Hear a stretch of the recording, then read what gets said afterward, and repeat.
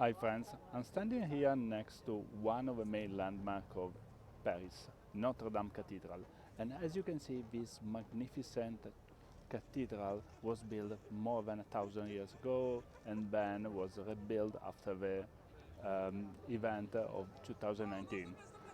Thinking about how complex it is to build on top of some unique heritage and how meticulous the engineers were, like rebuilding in the same style as the previous one.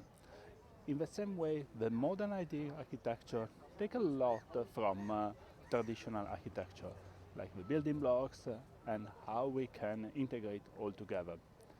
In this way, technologies like Ansible, Kubernetes, and Terraform are pretty unique because allow you to build on top of um, the best of the technology that was already battle proven by big companies like Google, IBM, and so on and so forth.